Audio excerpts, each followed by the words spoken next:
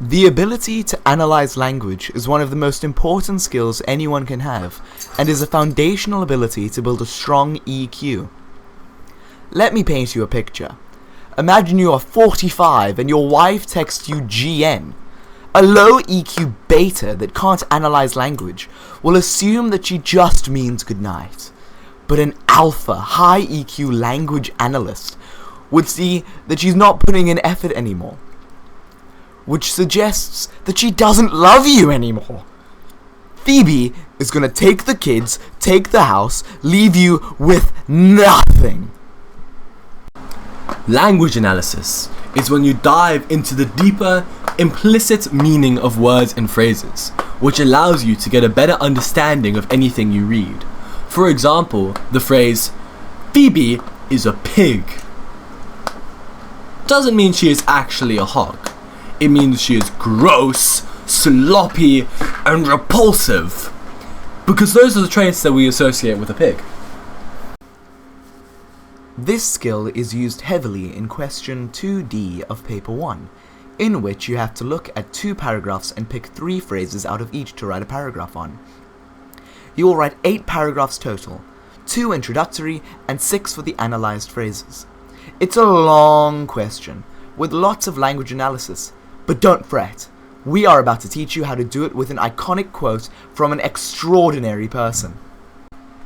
This person is so famous, so handsome, so intelligent and dreamlike, and so elegant. Okay, let me get this straight. You're gonna go fight a dragon and rescue a princess just so Farquaad to give you back a swamp, which you only don't have because he filled it full of freaks in the first place. Is that about right? You know what? Maybe there's a good reason donkeys shouldn't talk. I don't get it, Shrek. Why don't you just pull some of that ogre stuff on him? You know, throttle him, lay siege to his fortress, grind his bones to make your bread. You know the whole ogre trip. Oh, I know what. Maybe I could have decapitated an entire village and put their heads on a pike, got a knife, cut open their spleen and drink their fluids. Does that sound good to you? No, not really, no. For your information, there's a lot more to ogres than people think. Example? Example? Okay, ogres are like onions. They stink? Yes. No. Oh, they make you cry? No. Oh, you leave them out in the sun, they get all brown, start sprouting little white hairs. No. Layers. Onions have layers. Ogres have layers. Onions have layers. You get it. We both have layers.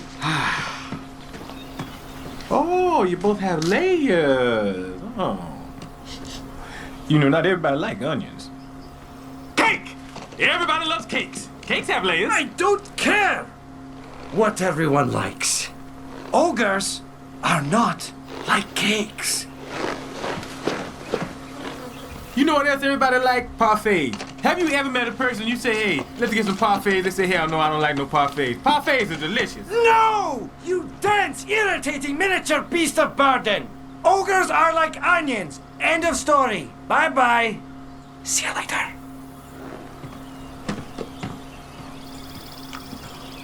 Parfaits may be the most delicious thing on the whole damn planet. You know, I think I preferred your humming. Do you have a tissue or something? Because I'm making a mess. Just the word parfait made me start slobbering.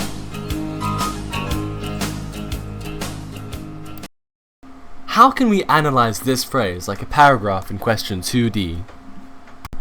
You have to start by embedding the quote into your paragraph. Following that, you give a denotation by using a bunch of synonyms. And then you give a bunch of connotations of a powerful word in the quote. And then you finish it off by giving the full effect. Now let's apply this format to the Shrek simile, with an example answer to the question. The simile, ogres are like onions, compares ogres to a bulbous vegetable to show that they both have layers.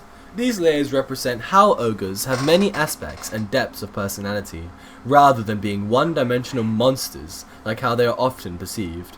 Furthermore, onions often get a bad reputation as being gross and making you cry, but when paired with others, they can make everything better. Overall, the effect is that ogres are three-dimensional beings with deep personality and multiple facets, and are better than their blunt bad reputation. This paragraph uses the P structure, Point, evidence, explanation. The first line is the point. It establishes the inferred meaning from your quote. The evidence is a series of connotations that apply to key words. Finally, the explanation is putting it all together to give the full implicit meaning of the quote. Thank you for listening, and have fun writing your language analysis.